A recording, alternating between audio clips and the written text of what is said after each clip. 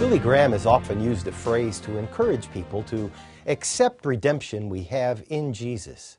He says, "Come, just as you are." It is a reminder that God sees everything, our best and our worst, and He loves us anyway.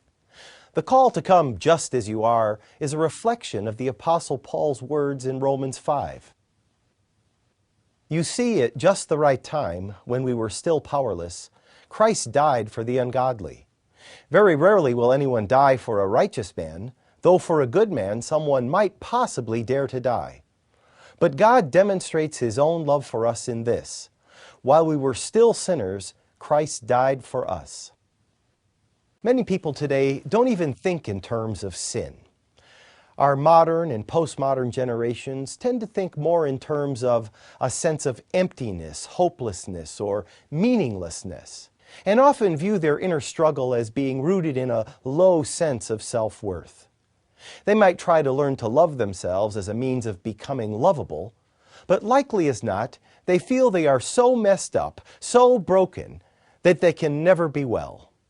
But God doesn't define us by our lacks and our failures. He sees our whole being, the good, the bad, and the ugly, and He loves us dearly in spite of everything. Even though God does not have a hard time loving us, we often have a hard time accepting this love. Deep inside, we know we aren't worthy of it.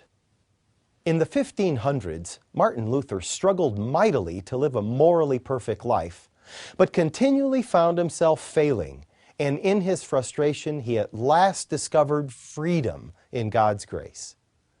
Until then, Luther had identified himself with his sins and found only despair instead of identifying himself with Jesus, God's perfect and beloved Son, who took away the sins of the world, including those of Luther.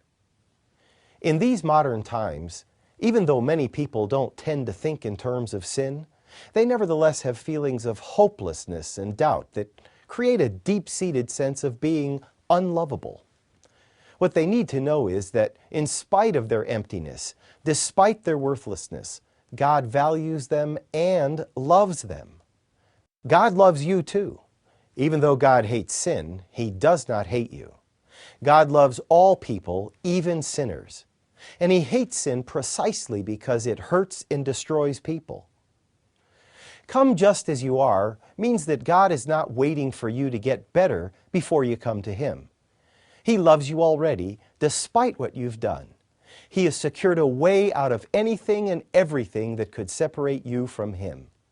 He has secured your escape from every prison of the human mind and heart.